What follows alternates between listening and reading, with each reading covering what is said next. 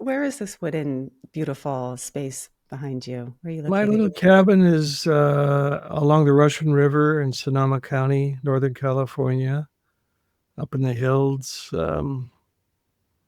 This is a 1930s old river cabin that's been our home now for 23 years, and it's my little sanctuary. Yeah. I was just saying everything we love, we will lose, right? I had my own little cabin that, um, and that I had to tear down, and now I'm relocated, but it still is in me. And I resonate with that, that space of having a space that we can go to. You talk about sort of the vessel, creating the vessel, whether it's a physical vessel around us or an inner vessel. And your new book, In the Absence of the Ordinary, Soul Work for Times of Uncertainty, I think will create for many of us that space of a place to go to, especially right now, where at the individual level, people are experiencing, just being human. The nature of being human is that we suffer, but then also at a very, we're going through what you described, the long dark, collectively right now. So we're at a time of great uncertainty and loss. And can we begin there about talking about the long dark, what we're entering into or what we are in? So we'll start off light. Yes, yeah. Yeah, no, Uh, we're gonna go deep quick. well, the long dark is an image that's been sitting with me for quite a few years. That we have been on this ascension path for several thousand, like maybe 3 or 4 thousand years. And ascension had much more to do with control and domination, uh, colonization, ultimately, and all the other ways that we've tried to subvert the earth into something for our use. Well, at some point, the ascension begins to crash, and we're in the crash right now. Some call it the collapse, some call it the great reckoning. I like using the image of the long dark because that's what we're heading into, or that's what are in. It's a place of the unknown. There's nothing in front of us that we can say is um, predictable. We don't know. So we're living in this time of descent, and that takes us in the territory of soul. The direction that we're heading now is downward into the darkness. And what I like about that, if I can like it, uh, is that it invites a different way of being in relationship to culture, to planet, to watershed. The darkness invites a stillness, a listening. It invites humility because we don't know what's happening. We don't know where we're going. We're not going to think our way through the long dark. And the other part of the long dark is that it's going to be generations. We're not just talking about a few years to get through a current administration or through some crisis time. No, we're talking about a long dark, probably at least 50 years, where humanity will have to wrestle with the questions of to be or not to be. So that's kind of where we are right now. We have to get really quiet and listen to this, what's being called forth at this time from us. It made me think of when I read it. Paul Simon just came to Los Angeles. I think it's probably, everyone always says it's their last tour, but this one really might be his last. And it made me think of when I was a kid listening to that song, Hello Darkness, My Old Friend, like over and over. It was like my parents' music. So I used to listen to that song over and over. And when you're in the long dark, it's actually really satisfying to remember these things. What you're describing of the building up of striving, getting, and grasping at things, and then the crash that happened. But it also happens in our lives as we move through the course of adolescence into adulthood and into eldership. There's a period of time of grasping, growing, and then something crashes inevitably for all of us. And when it crashes, that's when you need the soul work. And if you haven't been doing it, Anderson Cooper interviewed you, and I was listening to that interview, and he was just like, I don't even know how to be with this sadness around my dad's death. Like, I've been just protecting myself by building myself up for all these years, and it's just overwhelming. me. So people are experiencing this at the individual level, but also the big collective level. And the soul work is central. I don't know how we would get through this time without soul work. It just, it's the only thing that makes sense to me, that this territory of descent takes us down into vulnerability, into grief, into sadness, into tenderness, takes us right down into the very heart of who we are as human beings, because we all can face each other and see in one another the losses, the grief, like you're sharing about your cabin. It's very personal. That was a big loss for you. And collectively, we're breathing in this loss every day now. The loss of human respect and regard, the loss of languages and cultures, genocides, and all of these things are slamming into us every day. And without soul, how do you process that? The only option we have is anesthesia, to go into numbness, to dissociate, to disconnect, to distract, whether through alcohol or, busyness or shopping or whatever. But ultimately, all the strategies begin to fail. And that's what I was saying with Anderson, is that your strategies have finally failed. And this is a good day. It's a hard day. It's a really hard day, but it's also the point at which you might find a larger imagination of who you are and what you're connected to. I think a common experience that people have is, if I allow myself to go into the long dark, it's going to be so immense and scary and horrible that I either won't come out or I can't handle it. For me, grief, I've just learned so much from you about grief, and grief shows up when I drive from Santa Barbara to Los Angeles, and there's 5 lanes on my side of the road and 5 lanes on the other side of the road, and you're driving by and you see the cell tower that's shaped like a palm tree. Like they're trying to make the cell tower look like a tree to not disturb the birds. And it's so offensive to me on so many levels. And my whole body is, I hate this. Like, I hate every minute. I want to reject it. I want to not feel it. I want to not see it. I want to go back home to my little space, or, my version of the Russian River. And I need to see it. But so many folks have that experience where I think their soul is picking up on something, and they don't want to go there because it's too immense. It feels too big. And one of the suggestions you make is you actually need to be immense in the immensity of grief. Yeah, that comes from a moment of working with a young woman at a cancer help program some years ago. And she was young, 32, and just got married, and all the dreams of childhood, having children and all that. And then she was diagnosed with a very serious glioblastoma, brain cancer, and she was terrified. So she sat down with me in my individual session with her, and she was sharing how scared she was. And I understood, of course, she was terrified. And I said, well, can you remember a moment in your lifetime when you met something or felt something that you might consider the sacred? And she thought for a few moments and then realized, yes, I do. I remember being in a sweat lodge one time. And it was one of those lodges that had an opening in the roof, so I could see the stars through the opening. And in that moment, I felt this profound connection to the ancestors. I said, okay, in that moment, was the self that you felt you were in that moment bigger than the terror you're feeling right now? She said, absolutely. So that's who you need to be now. You need to be immense. You need to be able to get your arms around everything. The hope, the love, the connection, the dream, but also the fear, the grief, the anger, the powerlessness, all of those things. We have to become so big right now. The problem that most of us face, Diane, is that we're being asked to do this alone. And in our isolation, who the hell can face what's happening in the currency of the world?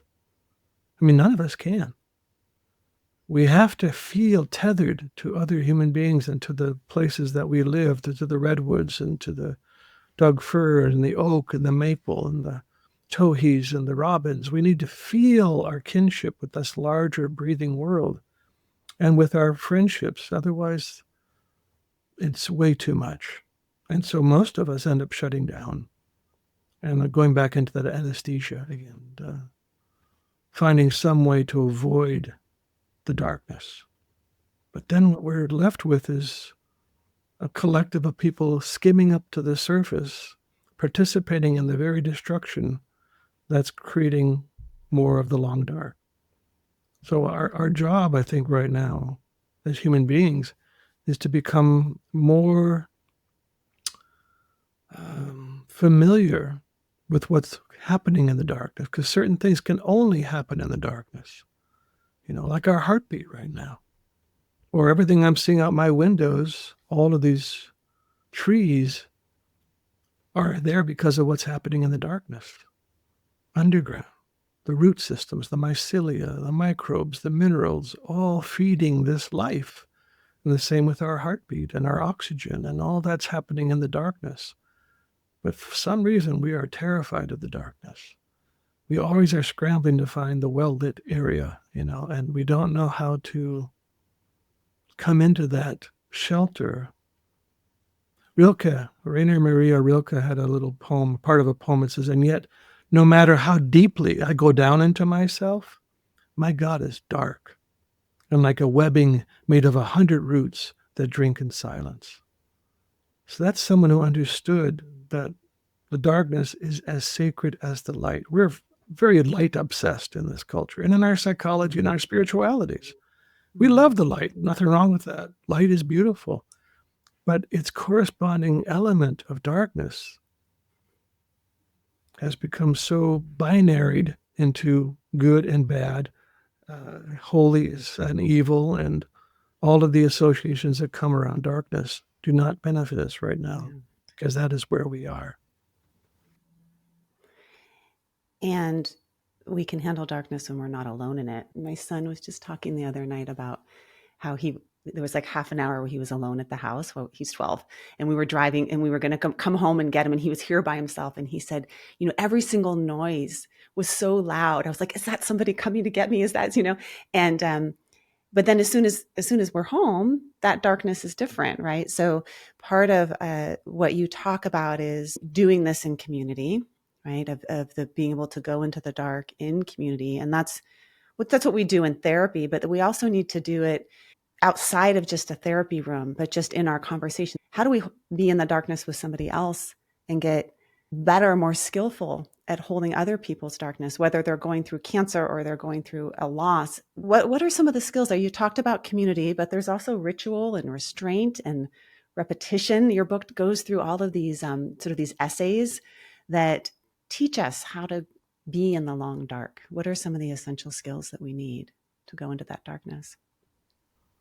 I think one of the most important ones is imagination, which doesn't get much attention at all in psychological fields. But to me, imagination is not something I do. I don't imagine. I fantasize at times, but I am imagined.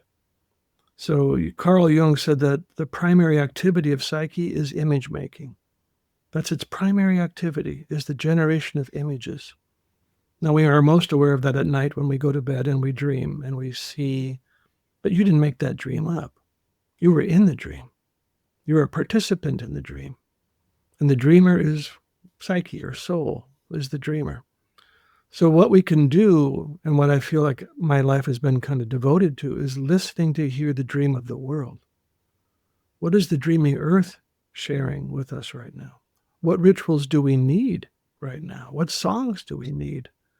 So, when I use the term long dark, we could say, well, traditional cultures, particularly in the United States, in this continent, they've been in the long dark for 500 years. And African Americans in this continent have been in the long dark for 400 years. But the eternal song went underground, but never disappeared. They were able to sustain that song, through their rituals, many of them done secretly, or songs, or languages, or stories. They didn't die out. Whereas for most of us as white European descendants, Those stories were silenced. The rituals were forgotten. The ancestors abandoned. So we have nothing, in a sense. I barely know any of my ancestors. I don't know anything about where we came from. And I don't know any of the rituals that we once practiced. And we are bereft. And so in this emptiness, we have become the most consumptive, colonizing energy the planet has ever seen. If you were to speak in the way that you're speaking to, I don't know, a group of 30-year-olds that are out at a bar, they would be like, what planet are you on, talking about ritual? And at the same time, they are craving it. And there's ways in which we can recreate it that makes sense in our current times. I run this road that's by my house that has the foothills on one side, the ocean by the other. And I've been running it for 12 years, same road, same path, same neighbors. And about 2 years ago, this rock emerged that had this name on it, which was Harley. And it was one of the dogs along my road that died. And they put this rock out. And now every time I run it, there's flowers on this rock. And then there's been other rocks that have been placed next to that rock with other names. And people are walking and putting flowers honoring whatever their Harley is, right? So there's a ritual that makes sense in our current ethos that touches us and helps us have contact with grief. A lot of folks, they feel it's so foreign, but it's also, they crave it. And there's ways you can do it that are sort of here and now, make sense in your day, a little mini altar, a candle you light, a rock, a flower that you place. Just the other week, I did a walking session with a client, and we walked to her mom's grave, and we put our hands on our grave. And it just took a minute, have you ever thought about bringing your therapist to your mom's or your mom's grave? It's like, it's possible if we open ourselves up to imagination that it could be different, that this becomes part of our daily experience of honoring grief and loss. I want to bring that up because I think sometimes people think it's so foreign to them, but it is foreign but familiar. I like what you just said. It's foreign but familiar. Carl Jung had a phrase, he had a phrase called that what we suffer from is loss of connection to the instincts, to the age-old, unforgotten wisdom at the core of the psyche. So when we do rituals, when people come to our grief rituals or our gratitude or our renewing the world rituals or whatever one we're hosting, after it's over, somebody might say something like, I've never done anything like that before in my life, but it felt oddly familiar. So what is that in the psyche, right? The archaic psyche remembers this rhythm, this cadence. In fact, that's what we've been longing to feel and to hear and to register, because once that signal is given, some different part of the psyche can step forward. And until that signal is given, it's hard to grieve. It's hard to give thanks. It's hard to bring our kids into initiatory experiences. That frequency is what we're longing for in many ways. And it doesn't have to be complicated. It doesn't have to be a 3-day grief ritual. Like you said, lighting a candle, being quiet for a moment, saying a prayer together, or sharing a poem. Those 30-year-olds at the bar are practicing ritualistic behavior, right? We're gathering at the bar to be together, to be in community. Well, that's only one half step away from a ritual. If we make it intentional, if there's an invocational idea that we're trying to invoke some relationship to something bigger than us, whatever that is, mystery, spirit, ancestors, God, whatever you want to call it. But when we bring that energy into the field, we feel somehow connected to a larger imaginal presence. And I think that's part of what ritual does, is it breaks us open to that imaginal terrain. And in that, there's an infusion of inspiration, dream, creativity, connectivity. We're ritually starved. Absolutely. It's a select few that will sign up for the grief ritual. And those that will are going to get a lot out of it. The clients that I am most impacted by are often the ones that come in at the most raw point in their grief, so I can think about a client that I had who was a teenager, and her mom died when she was 2, and she had this box of letters that her mom had written to her from the age of 0 to 2. And she brought them into my office, and she said, like, I've had this box of letters sitting in my room, and I want to read them with you. So we spent a year reading these letters, and it became a ritual of reading these letters. And there was one card that she had, this was back in the day when you had those Hallmark cards that when you opened to them, you could record your little voice in it. And it had her mom's voice in it. And she was like, I don't want to open it because I don't want to lose her voice. Like, I don't want to use it up. Like, there's only so much battery life in this little card. So I open it only every once in a while. And it was also so painful. There's something about the preciousness and the pain and in community with another person going into those dark spaces. But those dark spaces are also so incredibly beautiful. And that was her initiation into adulthood. Read those letters that her mom wrote to her when she was 1 year old. And we all have that. We have maybe the letters of our adolescence that we shoved away, but also things, experiences when you write in The Wild Edge of Sorrow about the parts of ourselves that haven't known love. These are all places that we need to go into to do this soul work and to do ritual around. What would it look like for somebody if they want to do a daily ritual or if they want to do a larger like community ritual? How do you set it up? There are certain elements that are necessary. Containment is essential. The vesseling piece is like the stronger the containment field, the more heat can be generated in the ritual process. Some rituals are not intended for heat and for generating change. They're just keeping the material warm. So reading those letters was a beautiful way for her to keep the material warm so it can keep moving. So when we ignore grief, when we push it to the sidelines, when we repress it, it gets cold. And grief that gets cold congeals in the heart and hardens there. So what we're trying to do in ritual, whether it's the beautiful ritual you just shared with this young woman sharing her letters, or something more intentional, what we're trying to do is create warmth. And the 3-day ritual, we're creating heat. So that's the intention, is to generate enough heat so that by the time we get into the ritual process itself, the cooking has been done and we're ready to spill over and share. That's what people are afraid of, the spillover part.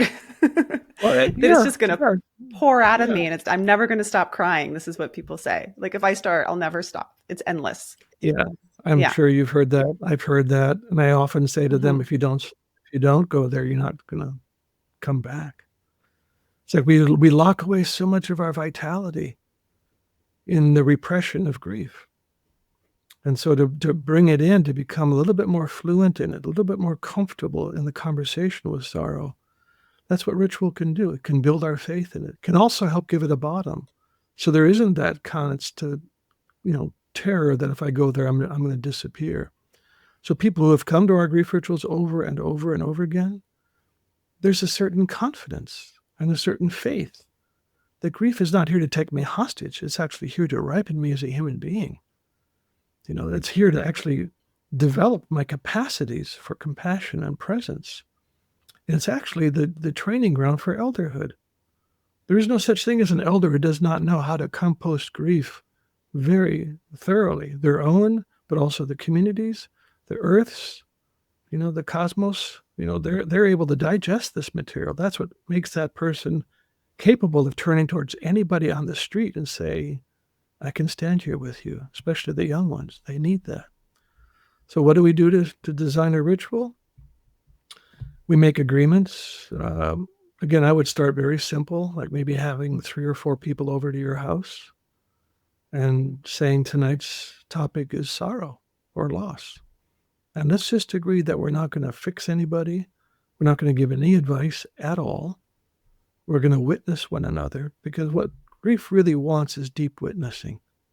When that witnessing is granted, the grief can continue to move. But until it's witnessed fully, it just circulates. We recycle our sorrows again and again. And again, that's partly because the psyche is waiting for that signal frequency. It's good to go to a therapist, by all means. So when people come to see me, I'll often say to them, this is a good place to learn how to tolerate contact with this energy. Grief can be overwhelming. So you're learning a skill of how to be present with your grief, but ultimately you're going to need a larger holding vessel for this grief because your psyche is expecting that. Again, going back to the grief book, the fourth gate of grief is what we expected and did not receive. We expected rituals to help hold this inevitable encounter with loss in our lifetimes, but almost none of us got that.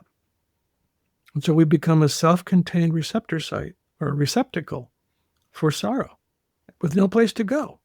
And so it begins to become so overwhelming that we have no clue about how to approach it.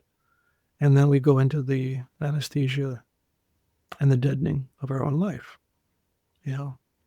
So yes, inviting people over, making agreements towards no advice, deep listening, spaciousness, the very things that we need in order to feel heard and held, and also to be someone who can witness and hold. Those are the basic elements of ritual. The invocation of something larger is important. Again, that can happen in silence, like we did before we started, just holding a moment of silence to touch into the majesty and the magnificence of the earth or the ever-present energies of the ancestors. We could define ritual simply by saying it's any action, any gesture, individually or communally, whose intention it is to bridge to the transpersonal dimensions, to the spiritual, to the sacred. That's what ritual basically is an attempt to engage larger forces on our behalf or on the community's behalf or on the earth's behalf. I was actually a rare bird that I grew up with ritual. My parents had a death altar in our living room. It was always kind of embarrassing when people came over because they had like the Tibetan house of the dead on it. And my mom grew up in Peru. And so it was like part of the Peruvian culture. And my dad was Buddhist, it was part of the Buddhist culture. And their death altar is full. The older you get, the more you got on your death altar. And This so is then true. I started a death altar in our living room. And it's like, it's got like my stillborn baby's footprints on it. Yeah, that's a conversation starter. My kids know about it. It's not a secret, and it actually explains a lot between how I parented my first versus how I parent my youngest. That grief, how it influenced me as a mother and continues to influence me as a mother because it woke me up to something, which is everything I love, I will lose, including my children. I feel grief on the freeway. I felt grief yesterday in my kitchen. My son was in there. My 15-year-old son was in there making a smoothie with his shirt off. This is what you get with a teenager, his shirt off. And I look at him and I'm like, where's my little boy with his skinny little arms that I could wrap my whole hand around?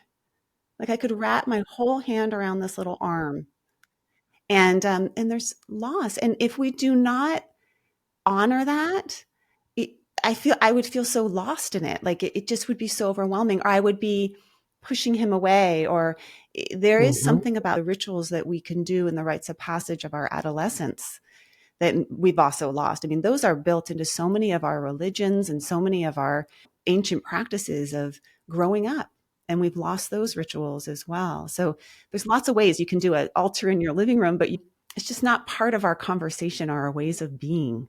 No, I think you're right. But that we do, there's so much ritualistic behavior in our society, going to a sporting event, graduation, there's so many things that are so close to being ritual. If we, again, invoked more of the sacred, more of a sense of intentionality, the purpose of ritual, whether it's healing or transformation or initiation or identifying some new identity in your being, like elderhood, that would be wonderful. So I'm curious about you, Francis Weller. Like, how did you get to this work? Because you must have gone through tremendous loss and to know it so well. I'm imagining that you've been through things that have led you to do this work. You don't talk about it much in your interviews. Yeah, of course. Um, Anything that we teach in because we have had to encounter it. We don't teach what we don't know. That's abstraction, and that's fine. But no, there's been a fair number of losses, yes, in my life. Beginning very young in my life with my dad. Um, he had a massive stroke when I was very young and never spoke again. And so, in some sense, my youth ended in that very abrupt moment in 1973, I think it was, a long time ago. And then I in a sense, became the pseudo father. I had to feed him and take care of him and, um, be jettisoned into a much larger world than I was prepared to be in. And there was also no space to really process that loss, none, because suddenly we're back into emergency mode. We're in survival mode. And how do we take care of all the things that need to get taken care of? But the biggest erosion was my sense of my own value, my own worth. The circumstances around my youth generated a lot of feelings of shame, of worthlessness. And so one of the biggest erosions in my life was a sense of value and dignity, and the amount of self-hatred and contempt that I carried for, oh God, most of the first 40 years of my life.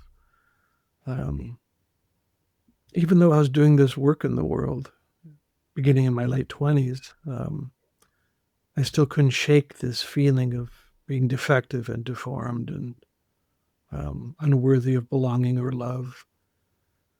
So that's a huge amount of erosion. And I began studying with this African teacher, Malidoma Some, and I wrote him a letter and said, I don't know what's going on, but I need help. And he invited me to come down. He was living in Oakland at the time, and so I went down to see him. And what I identified was that I was inside Village for the first time in my life. That frequency was given, and my psyche was responding to the frequency. It knew there was a holding space now that had the right frequency for this grief to be expressed. Right. That was my beginning. This was 1995, so 30 years ago? Was my beginning in understanding that grief is not something I'm supposed to just shove away because it would expose me as, again, broken, unworthy, defective, flawed. But that through that grieving, those places at the second gate, the places that have not known love, were finally being held, finally being blessed. James Hillman once said that people come to therapy not so much to have their wounds fixed, but to have their wounds blessed. And that's what it felt like. It was finally my wounds were being blessed. They weren't commentaries on me. They weren't definitions that said I'm broken and misshapen. They were just simply the experiences that I had, and now being able to grieve them. It's been, incredibly freeing, so I can actually be back in the world again, wholeheartedly. There's such a knitting together of trauma and that feeling of defectiveness for so many people. For me, it's the same thing. It's like tied up in the painful experience that I went through as an adolescent is my defectiveness, the feeling of defectiveness that I carry. And then I do all this sort of, my girlfriend said the other day, like, you're really good at sublimation. Like, you're really good at it. Like, I do all this, like, this performance stuff to get away from the defectiveness. And it's actually, I need to go back to that part that's entangled in the trauma, but not alone. And letting people in to see it, like this part, like this corner of me that, like, I really, really don't like. I really can't stand it. I don't even want to get close to it. But then if I've had like 1 or 2 or 5 people see that corner of me and still love me, then it is that healing that you're talking about. And that's the long dark. I mean, I think there's the long dark of our own Sure. stuff that we have to learn how to be with too. Yeah. And then we can be Absolutely. with the big long dark. Um, yeah. Thank you for Yeah. sharing that, Francis. Oh, Yes. you're welcome. I mean, trauma, what makes trauma trauma is it's that it's uncontained. I shared the story in The Wild Edge of Sorrow about a young woman that I met when I was in Maladoma's village in West Africa. And she was so joyful. And she also had this scar across her face. Half her face was scarred.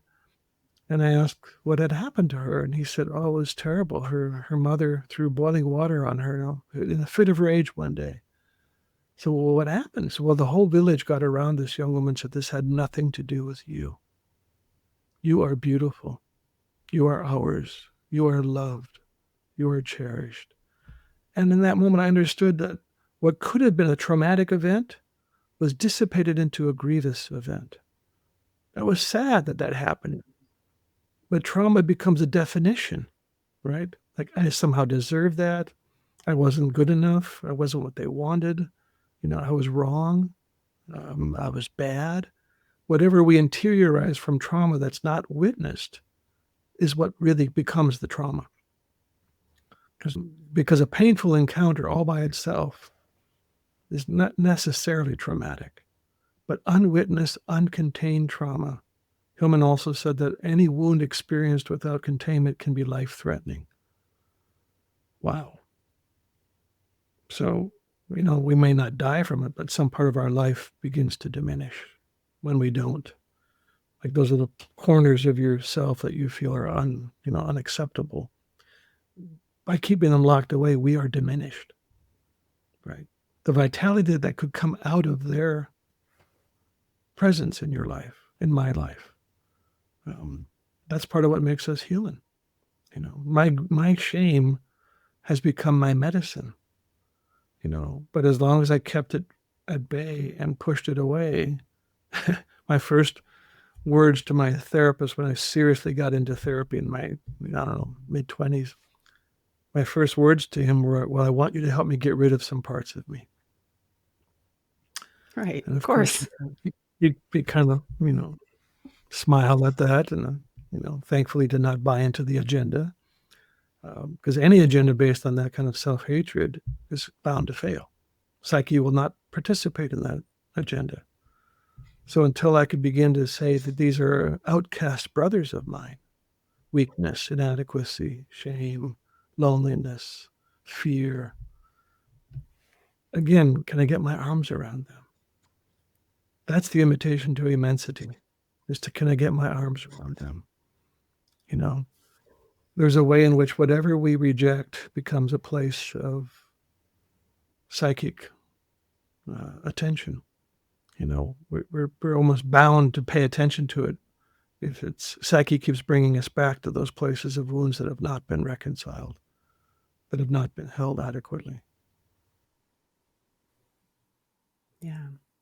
There's the wounds that we haven't tended to or weren't tended to that we carry forward. And in some ways, I feel like I'm like reliving my adolescence right now, and a lot of like thrashing about in my adolescence, because there's pieces of it that I haven't really fully worked through that I'm working through now. But then there's also the traumas of our world. I was talking with a good friend of mine last night. We were just at a concert, and she's an attorney. She just went back to work. Her job is to oversee all this paperwork for prosecution of domestic abuse and child abuse. So she's reading through from 8 to 5 every day. She's just like reading through all these papers, and she's just overseeing it all. And what she was saying was, at the end of the day, she's consumed so much of this, and she doesn't know what to do with it. And then she's also not, she used to go up in court and like fight for these folks, right? But she's not doing that anymore. So it's just like all inside of her. And it made me think about, how we feel after when we read the news. I write about in the new book, The Medicine for the Long Dark. What is the Exactly. medicine? How do we Yeah. do this? How do we not just Yeah. collapse and bury ourselves in distraction? Well, there are medicines available, which is fortunate. The first one we've talked a little bit about, which is friendship and community. That we can't possibly engage the long dark or the news of the day or 8 hours of digesting this material without friendship. Thanks. She has you. She can talk about this with you. The second thing I mentioned was imagination.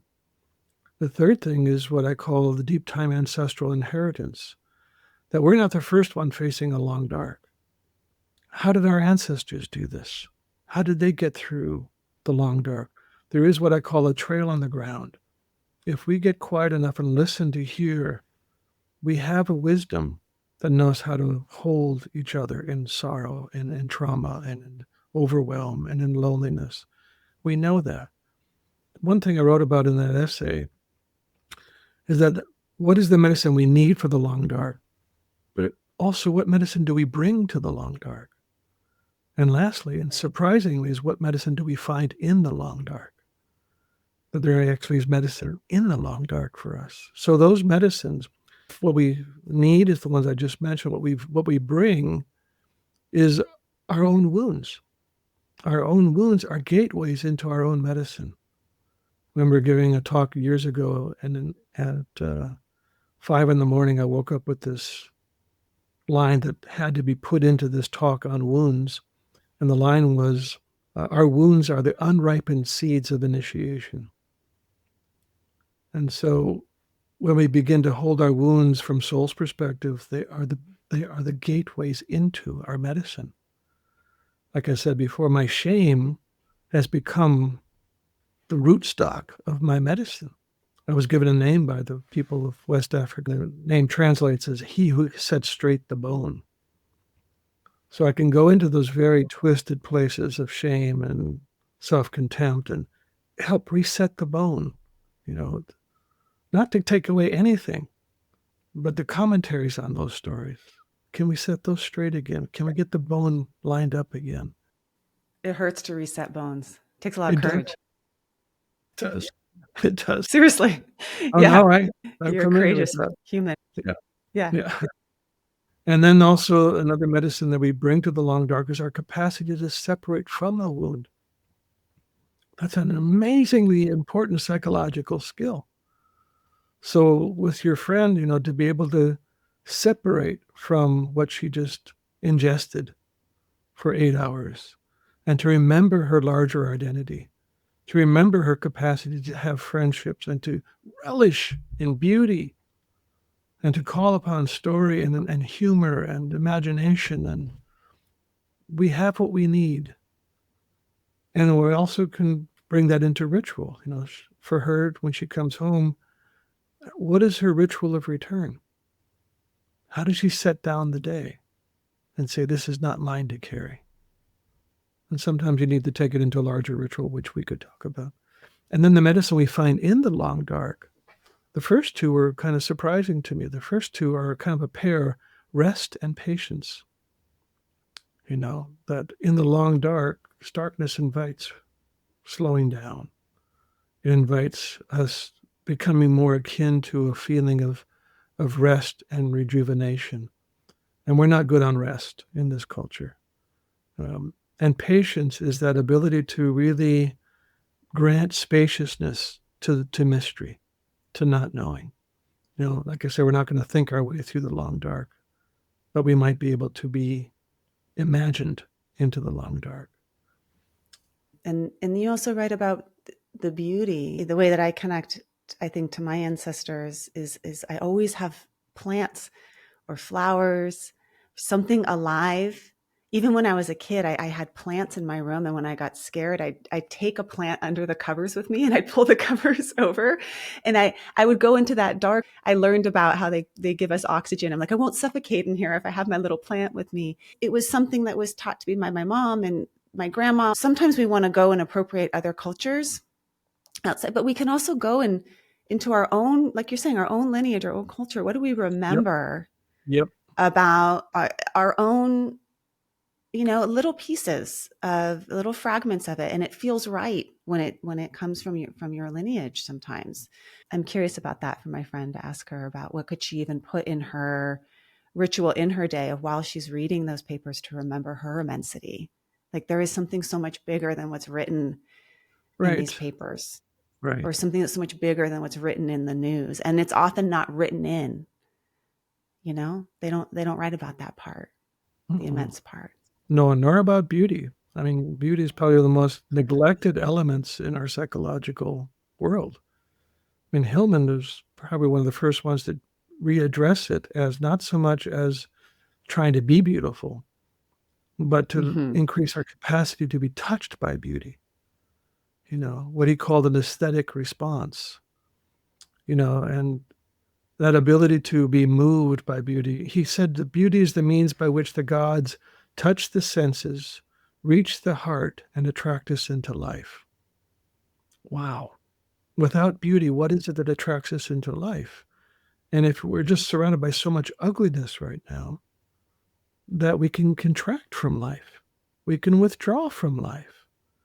So everyday epiphanies of beauty, of tulips and roses, and we have sweet peas growing out there in profusions right now. So every day, multiple times a day, I go out there and just inhale the sweet peas and the beauty of the dahlias and roses. And we need that. That is medicinal. That is absolutely medicinal. Yeah. We can't survive without beauty. You see the beauty, but in the beauty, you see the loss. And that's what a lot of, I think, your teachings have offered me in my clinical work and in my own personal life, is that it's all woven together. And that when we enter into the grief and, as you say, become an apprentice to sorrow, there's so much richness in there, a rich life that we can experience together. Oh, absolutely. Absolutely, Dan. I just, that's such an important thing to close on, of, just being able to taste the bittersweet, that life is really hard and life is exquisite. And can we hold those simultaneously? That's part of the training of the elder. That's the deep work of the apprenticeship, is to relish the bittersweet. That is really at the heart of our maturation. Thank you for sharing a bit of your hard life that's made you so exquisite too. Now I can feel your dad with us too. So thank you, Francis Weller. And this book, In the Absence of the Ordinary, Soul Work for Times of Uncertainty, in combination of The Wild Age of Sorrow. If you see these books, there's not a page that isn't earmarked or underlined or, worn, because these are, for me, the books, well, certainly The Wild Age of Sorrow, the book that I recommend to every client that I've ever had around grief. And this soul work is the deep work of our times that we all need to be practicing collectively together. So thank you for this beautiful piece. It's so precious, and I'm really excited for people to go pick it up and share it. Well, thank you so much, Diana. It's very generous. Yeah. Thank you. It's good to be with you. Thank you so much for listening to this episode of the Wise Effort podcast. Wise Effort is about you taking your energy and putting it in the places that matter most to you. And when you do so, you'll get to savor the good of your life along the way. If you would like to become a member of the Wise Effort podcast, go to wiseeffort.com. And if you like this episode and think it would be helpful to somebody, please leave a review over at Podchaser. I would like to thank my team, my partner in all things, including the producer of this podcast, Craig, Ashley Hyatt, the podcast manager, and thank you to Ben Gold at Bell & Branch for our music. This podcast is for informational and entertainment purposes only, and it's not meant to be a substitute for mental health treatments.